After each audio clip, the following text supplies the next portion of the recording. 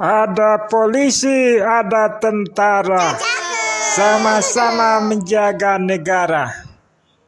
Kenali tahapan adaptasi bagi pembudidaya agar lobster tak mati sia-sia.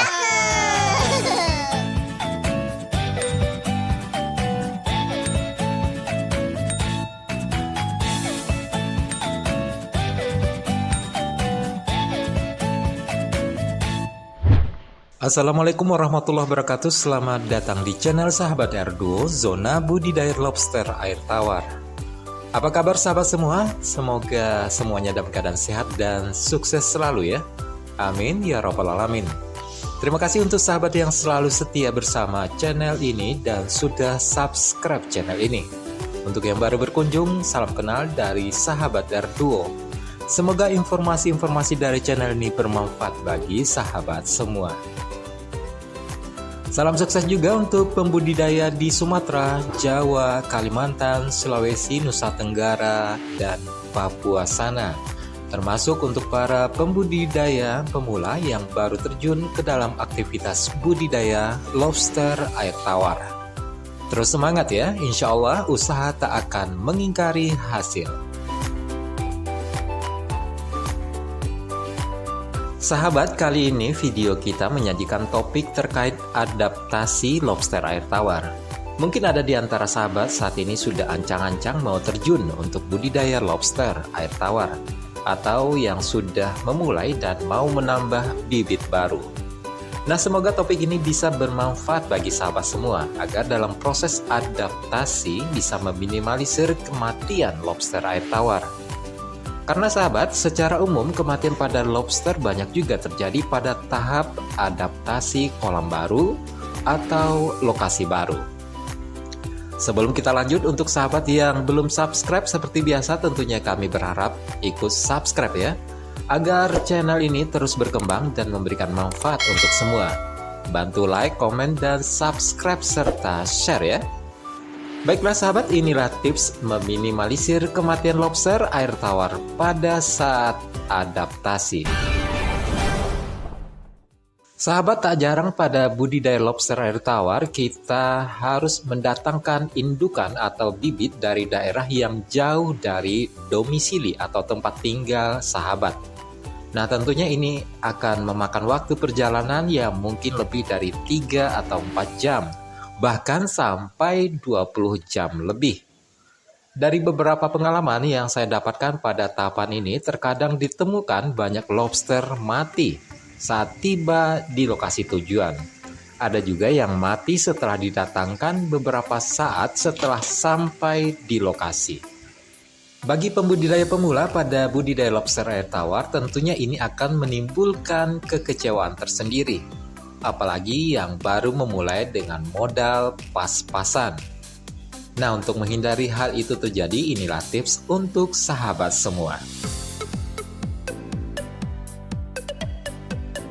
Pertama, setelah lobster air tawar atau lat sampai di lokasi sahabat, tuangkan lobsternya di kolam kering atau terpal kering ya, yang tidak kena sinar matahari langsung. Tuangkan secara dibeberkan, jangan dituang tumpuk. Karena sahabat, selama dalam perjalanan terkadang jika sahabat mengorder lobster dalam kuantiti yang cukup banyak, maka tidak dipungkiri lobster akan penuh sesak. Apalagi jika menempuh jarak yang cukup jauh. Maka selama perjalanan lobster akan saling berusaha mempertahankan hidup, termasuk berebut oksigen di dalam wadah pengiriman. Bagi yang tidak kuat, maka akan pingsan selama perjalanan dan mungkin diantaranya akan mati. Sebenarnya sahabat, untuk penanganan awal semestinya sahabat memastikan cara packing dari penjual, sehingga sahabat tahu persis bahwa kondisi lobster memang aman di perjalanan. Baik itu wadahnya maupun armada atau kendaraan yang digunakan. Kedua, kutiplah lobster air tawar atau crayfish yang hidup dan pingsan. Sahabat, lobster air tawar yang pingsan letakkan di wadah yang kering seperti baskom, terus percik-percikan air dan biarkan selama 10 menit atau 15 menit. Lalu masukkan air 3 cm sampai 5 cm serta jika perlu, sahabat bisa sertakan aerator ya untuk gelembung udara oksigen bagi lobster air tawar sahabat. Kemudian biarkan sampai lobster air tawarnya aktif kembali, pulih kembali, baru sahabat masukkan satu persatu ke dalam kolam.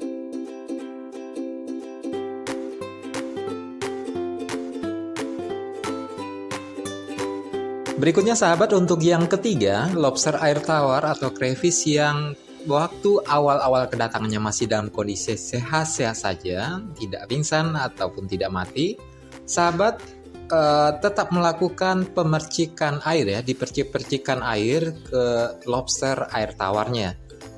Kemudian biarkan selama 15 menit sampai 20 menit, baru dimasukkan ke dalam kolam ya, satu persatu.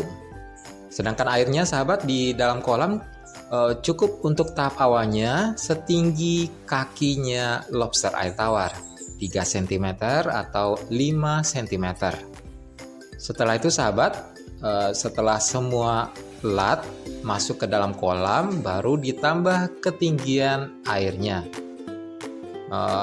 menjadi setinggi 10 cm atau 15 cm. Ini untuk kolam indoor ya. Kalau untuk kolam outdoor yang ada atapnya, sahabat bisa memberikan air 20 cm sampai 30 cm.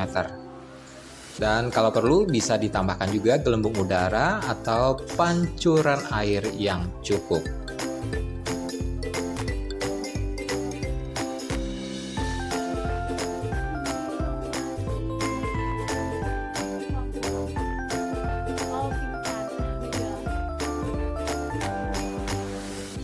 Oke sahabat, segitu dulu ya informasi atau tips yang bisa kita bagi untuk sahabat di channel Sahabat Erduo Zona Budidaya Lobster Air Tawar.